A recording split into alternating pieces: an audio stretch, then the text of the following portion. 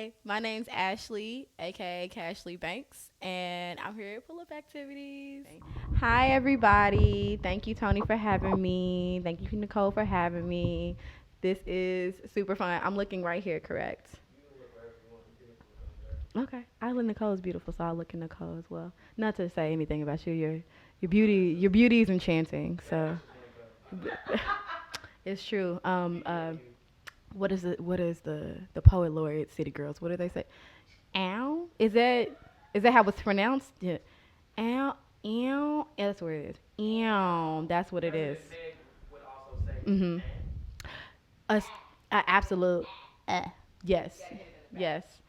I am indeed rolling through pull-up activities like the Tomb Raider. So yes, yes, I am. So this is a great thing because I have a poem that maybe not. It's a little sad, but the sadness is that. So I said it in Factory Obscures. I said it when I did this poem, Good Parts. So my nephew passed away. He was the victim of gun violence, and through his death, I have learned to live so much more. I've learned to laugh with my friends a lot more. I've learned to be present a lot more. I've learned to take risk. I've learned to really go for what I know because I'm twice as old as him. And, it's certain things that I get to see. I get to see wrinkles in my face. I get to see my daughter grow up. I get to see, me get different degrees and be able to do different careers and try things and fail and succeed. And he got all of that cut short. And the I don't want to say beautiful, but it kind of is. The weirdly beautiful thing about death is that the people that remain are allowed to live more. And that is a gift. I wish I still had him, but if I can't have him, I'm really thankful for that gift, if nothing else. So, this poem is called, thank you. This poem is called Good Parts, and I read it at his funeral after I had written his obituary. So, you sat in my passenger seat and said, Aunt Ashley, people don't treat me like a good kid anymore. They only see the bad parts. I told you that good people make mistakes and that mistakes don't make you a bad person.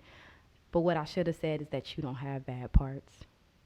Bad means of poor quality and low standard, and baby boy, none of that defines you. The first time I saw you, my heart expanded so much I thought it would burst. You healed parts of me I didn't know were broken. I never felt more valuable than when I was loving you. That's why writing this is so hard. Writing this is like trying to find footing where there's nowhere to stand. I asked you, what should I say? And you told me to remember.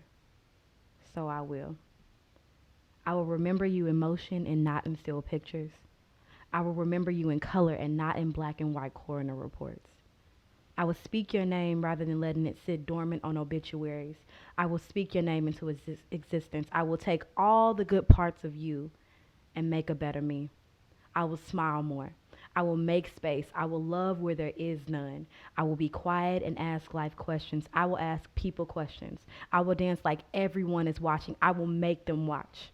I will imagine new realities. I will share my heart and not be afraid that people will see the scars. I will be everything you taught me to. I will be what you would have if life was fair, if God had listened to our plans and not laughed. People tell me there's a reason, and the only one I can think of is that your death made me reflect on your life, and my life, and our lives, and what life even is. That I was twice as old as you and knew half as much as you. The fact that you could stand in your skin and always see your beauty. That you saw so much but held so little on your shoulders. Armani, I just want to be like you. I want to taste the world and not frown from its bitterness. I want to believe that it's better. And the new me can do that because I have all of your good parts. Thank you.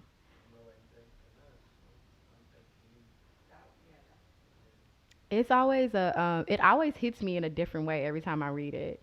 I've read it 3 times now, and it still hits me in just different ways. Different lines like bring it out of me that like holding so little on your shoulders when you've seen so much. His mom was not the greatest, and she did a lot of foul things. And the fact that it never felt like he held it. It never felt like he held that against people or had a chip on his shoulder or anything like that. Like he always imagined that things could be better.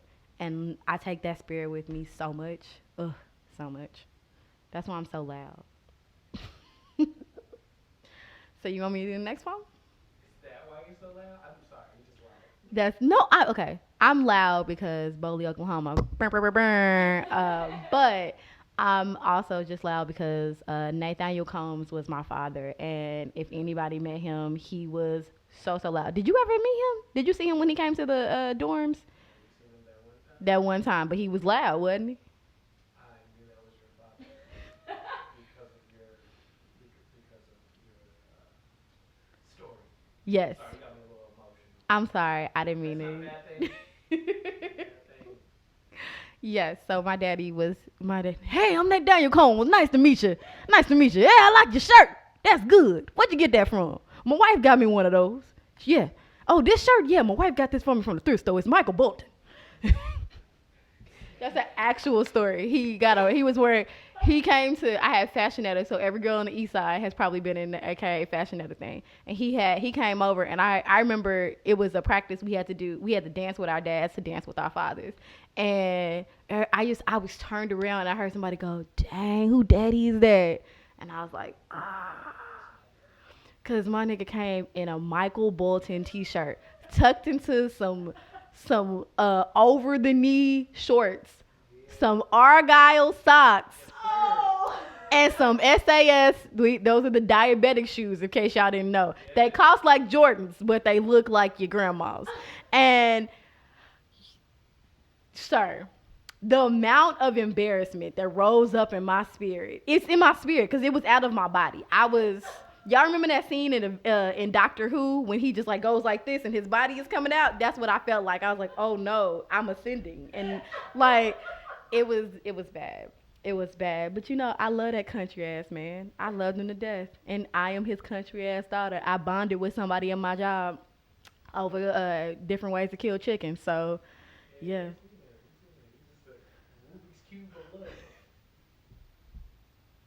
That was an ugly face. I'm sorry. I'm going to put that in a bio. Ashley Combs is a Rubik's Cube of love. I'm gonna have Lindsay from A Factory of Scary read that next time. Tonight we have Ashley Combs, a Rubik's Cube of love. Yeah, whenever that is. I don't know what that is. Stop gassing me. Stop gassing me. Stop gassing me. I mean, all right, yeah, hit me up 187-999-8999. So, First of all, you said the number wrong. I did say the number wrong.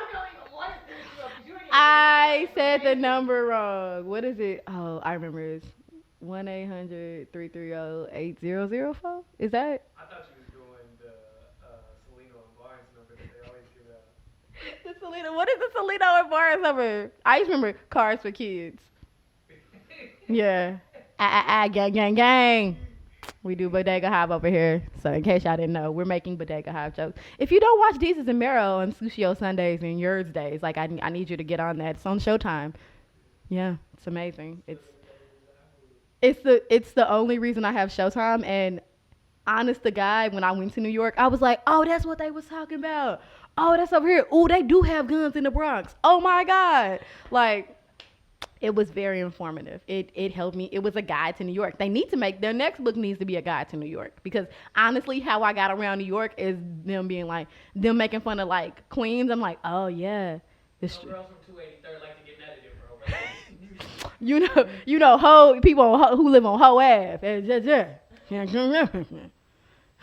The Soho girls is so home. So what's your favorite part of pull-up activities so far? My favorite part of pull-up activities is meeting all the people who come through here and having the most insightful conversations that I've had in like the last year, because we can't talk to people and be outside anymore. So the fact that I can like have like, I'm assuming I can curse because I've been cursing. It's intellectual niggerish conversations. It's my favorite thing. Like we somehow interpolated a Boosie line into a thing about the parasympathetic nervous system, and like the way it combined, the way it just, the gumbo of it, it was just, I pray for the nigga to mm. God dang you. Pray for the nigga to God dang you, bro. I mean, you better pray for him because hey, he gonna need a lot of energy. Here for all of So, I mean, listen, if whoever dates me, you know, you're welcome. So, it. So are you single? I would never do that to you, because this is recorded. I can ask questions. at the time, Emotionally unavailable, just say that. as we say in therapy, I live in the present, and so being in the present, yes, in the present. By myself on this I am presently, by myself on this stool. yes. There's no one around me. There's no, I am not on the run with anyone. If that's, You ever fucked about it? Oh. there's. I should pull her back too. You said you was- Hey. So you ain't got no. So you don't know nobody. So you don't know nobody. Oh, okay. Okay. Ashley is single. You're dating Ashley. I thought we was married. It's a stage moniker. I don't know why you're getting angry about this. You know, Beyonce wasn't a no. She was a nose way before she became a Carter, and she added it later. You see what we're doing? You see what we're doing? Yeah, she added it. Yeah, it's a thing. She still goes by Beyonce. She still goes by Beyonce. Oh my gosh. She goes by Beyonce Carter now. Yeah, like it's a Carter world tour, but she still came out as Beyonce. Like, chill, relax. Okay. I'm recording. That was ours. Thank you. No, you're welcome. No, but I think that's truly what it is, because it's just like people think that like I'm going to a therapist and they're not telling me what to do and I'm about to leave. It's like they're not supposed to tell you what to do. And I thought the same thing when I went to therapy. I'm like, Miss ain't telling me shit what to do. Tell me. And no, and then they helped me realize, oh, these are different things in yourself. It helped me realize I'm a perfectionist. I am too nitpicky. I don't hold myself accountable, which means I don't hold other people accountable. I send my love out instead of like giving it to myself and like things like that. So yeah. So anyway, I'm gonna do this poem. It's called "Black Women Will Not Save You." That's what therapy is for. It's to be seen. Relax. You know what? Okay, I'm tired of feeling seen. Black women will not save you because we won't. Because you don't deserve it. And black women are, I mean, it's true. Like, I think about the many people my mother has saved throughout her life and the very few people who come to save her when she needs it. So, I am not going to be like that. I'm going to save the people I love, and by save, I mean be present and be helpful, but I'm not going to save you niggas. Sorry. And I mean niggas as in a gender neutral, non-ethnic way. Niggas. Not saving you niggas. So, yeah.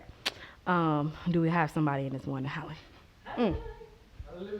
Hallelujah. I feel him in the spirit. Hallelujah. One more time. All right. Black women will not save you. Why? Because we don't want to. You have tried to hide me from myself from the moment my soul touched your soiled sand. You took my tongue. You took my husband. You took my child. And you still asked me to smile for you, to perform for you, to jump up and dance and make you feel less guilty. And you just want me to forget that? Your mama's mama was taken care of by my big mama. My mama taught your kids for 35 years and made less than I did as a manager at the Gap. And you're mad I won't save you? You're mad? Mad you went to the doctor to make your hips and backside wide and you still don't stand out like me? Mad that woo child and 32-inch Jackie weave aren't the only ingredients for black girl magic? You have tried to dig your nails in me to hold me back. Even now, I hear your voice telling me that this poem is too angry, but nah, you gonna get this work. Every day of my 31 years, you tried to kill me with your policies. You tried to kill me with your actions. You tried to kill me with your words. Your daughters call my daughters angry. Your sons call my sons dangerous. Your mothers call my mothers selfish and entitled. Your fathers say mine don't exist. So how can I save you if you can't even admit that I'm real? I'm a real mother, a real caretaker, a real poet, a real activist, a real partner. I am vast, I contain multitudes, but you would reduce me to a box. Black women are the blueprint for hair, language, your faux hood accent, clothes, shoes, bodies, babies, names, nations, leadership, vulnerability, fearlessness. But that vulnerability That's what makes a strong black woman. That I could be seen as my full self, be seen as somebody around black women. I see why you would be envious of that feeling. But no, black women will not save you. We will not kiss your boo boos and tell you it will be okay. You will have to do what we have done for the last 400 years. You're going to have to save yourself. Yes, actually. Actually, we're not gonna. I'm not even gonna ask you no questions because you've been very open. Actually, tell us where this resurgence of doing poetry is coming from because you were Uh, gone for a minute, but now you're back again. it's coming from bullying brought to you by LTZ and Holistically Shayla Law. Thanks so much. And you can find me at Kashlee G Banx. So that's KashleeGBanx. Given to me by the lovely Tony LaSure, aka LTZ. So Yes, I did give you that nickname. you did give me So that when's nickname. the album coming out? Now it's on record. Now you have to drop it. I heard Chip say he was gonna produce it. Ooh. You gotta. Fire. Okay, Elise Chip. said she was gonna sing on it. I got you. Chip said, okay, so Chips, if you're seeing this, which you will, Tony said that you like love me and that you like really like think I'm cool. So like confirm that for me and then I'll do an album. If like Chips is like, oh yeah, no, I fuck with you. Like then yeah, I'll do an album. It's gonna be way more nonchalant than that, but It will. Chips will be like, yeah. yeah, that's it. That's what it is. Yeah, I'll take that yeah, because he won't say yeah if it's not a yeah. yeah, Because he'll just be like, nah. yeah. Yeah. Ashley, thank you so much for sharing your time with us. Can everybody at Full of Activities make some noise for Ashley? Yeah.